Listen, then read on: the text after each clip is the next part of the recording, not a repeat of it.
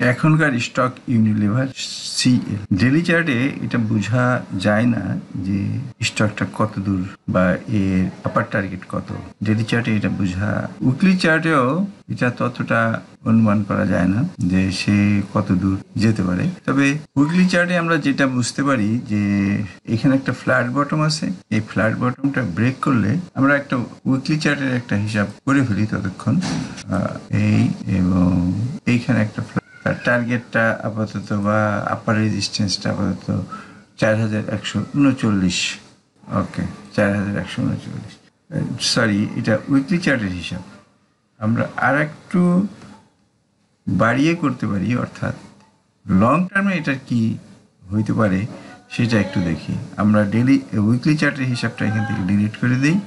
Delete করে দিয়ে আমরা এখন ভেরি লং টার্ম অর্থাৎ মান্থলি চার্টে যেতে পারি।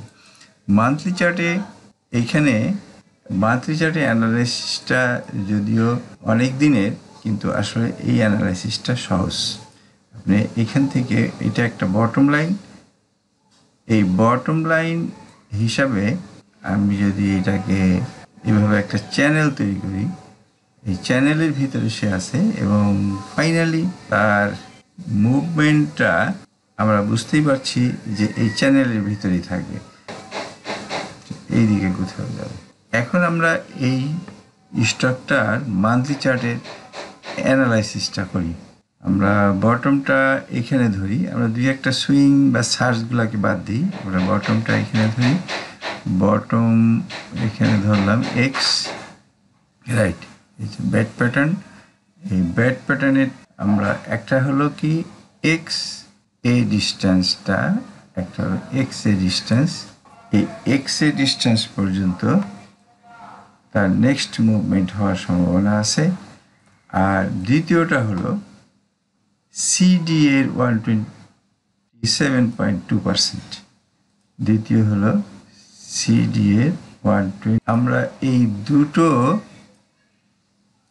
টার্গেট অর্থাৎ কিনা একটা হলো 4097 আর একটা হলো 4932।